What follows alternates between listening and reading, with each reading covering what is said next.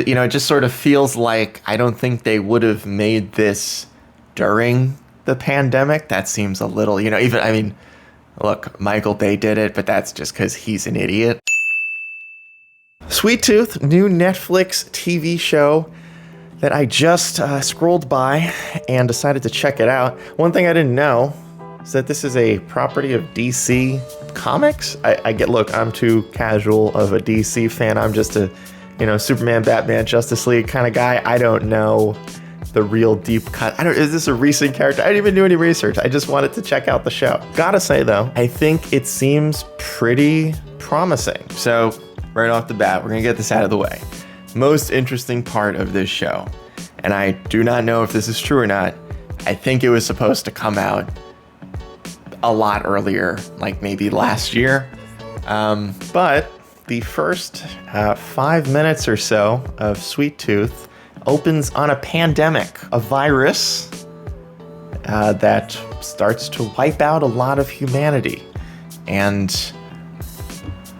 it just sort of feels like I don't think they would have made this during the pandemic. That seems a little, look, Michael Bay did it, but that's just because he's an idiot. Yeah, I think it definitely was supposed to come out before 2021 and June of this year. Yeah. First impressions of the show, pretty enjoyable. I like shows with smaller casts, and this cast is very small. It's literally 3 characters of note in the first episode. Main character of Gus is really engaging. We see throughout this episode how he navigates this post-apocalyptic world. He lives in the forest with his dad who's trying to protect him.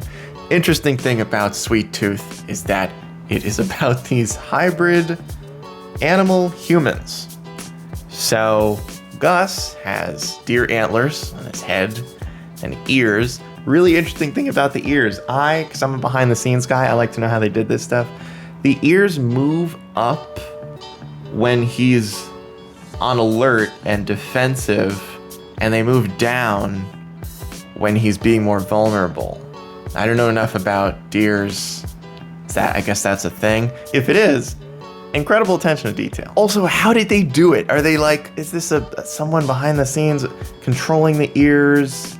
I don't know. Is he in control? I'm fascinated by how they did this. There's a huge fantastical element to this show. I think if you do not like fantastical stuff, don't watch. This is really fantastical. It's a kid who's half animal. I don't know how else to tell you how fantastical this is. I enjoyed it. It sort of brought me back to some of the stories that would be written for kids. I think this is semi a kid show.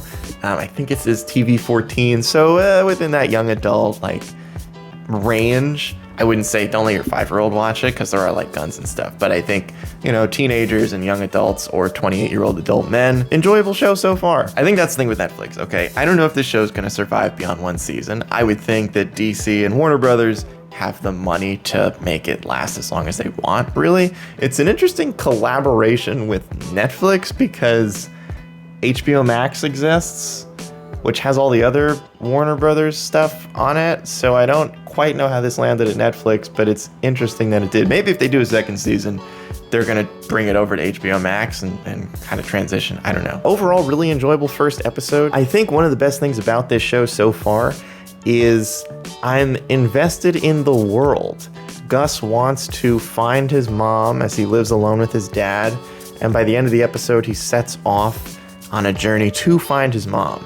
I think anytime you give a character a destination in the first episode of the series, instantly way more engaging in terms of where it's going to go, because you know that there's an endpoint, or at the very least, you know that there is a predicted endpoint that they're telling you this is probably where it's headed. I'm really curious to see where it goes from here.